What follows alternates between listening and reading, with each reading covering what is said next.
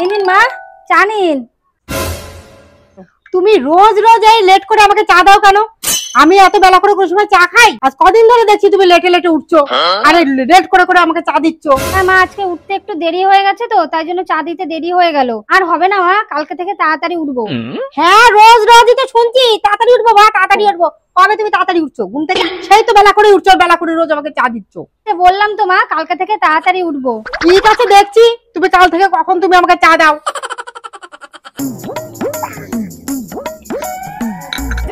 দেখি মা, তুই এত সকালে সকালে উঠেছিস কেন?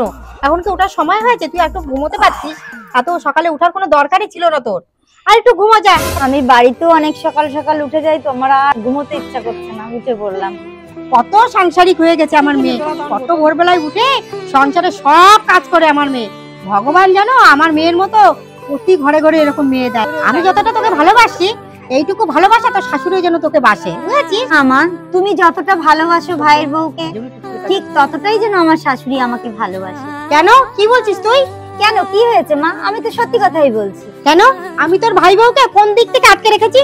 সব খাওয়া দাওয়া ঘোরাফেরা সবই তো সবকিছু করছে। মা, তুমি যেমন তোমার ছেলের বউর সঙ্গে আচরণ করবে, ঠিক তেমনি আমার শাশুড়ি আমার সঙ্গে তেমনই আচরণ করবে। মেয়ের মতো ভালোবাসতেও জানতে হয়। আচ্ছা মা, আজ থেকে তোকে ওই যেমন আমি মেয়ের মতো দেখি, তোর বৌদিকে আমি তেমন মেয়ের মতো দেখবো।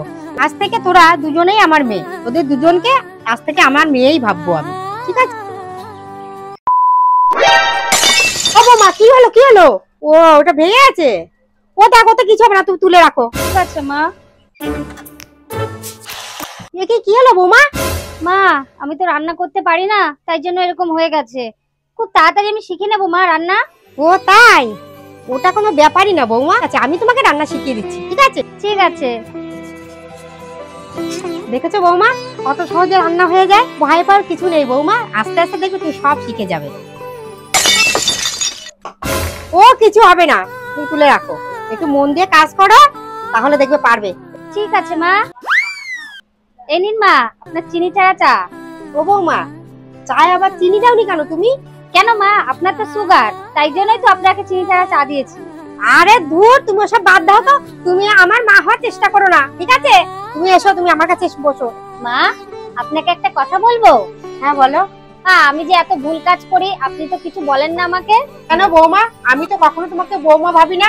আমি তো সব সময় আমার নিজের মেয়ের মতোই তোমাকে ভাবি। তুমি তো আমার মেয়েরই মতো, তাহলে আমি তোমাকে বকবো কেন?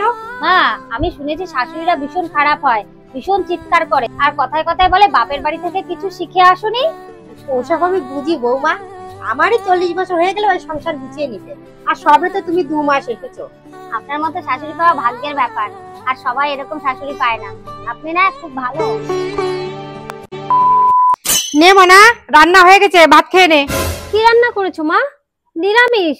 এই নিরামিষ তো আমি খেতেই পারি না। আর আমার শ্বশুর বাড়িতে নিরামিষ রান্নাই হয় না। মাছ ছাড়া ভাত, মাছ ছাড়া ভাত তো আমি একদমই খেতে পারি না। 2 রকমের রান্না করেছো তুমি। আর আমার শ্বশুর বাড়িতে জানো 4-5 রকমের রান্না হয়, আর এই 2 রকমের দিয়ে আমি কি করে খাবো মা বলো? ঠিক আছে, তুমি যখন রান্না করেই ফেলেছো, তাহলে আজকে খেয়ে নে মানা, এখানে তো সবসময় বসেই আছিস কেন? আমার ছাদে একটু জামা কাপড়গুলো মেলা রয়েছে, ওগুলো একটু এনে দে না।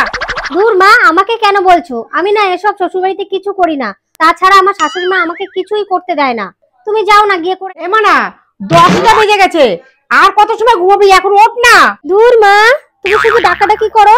আমি এত তাড়াতাড়ি ঘুম থেকে উঠি না, আমি বাড়িতে বসে অনেক দেরিতেই উঠি। শাশুড়ি মা আমাকে ডাকে না। শাশুড়ি মা বলেছে তোমার যখন ইচ্ছা হবে তখন তুমি ঘুম থেকে উঠো। আর তুমি এসে শুধু ডাকাডাকি করছো। যাও তো, আমাকে একটু ঘুমাতে দাও।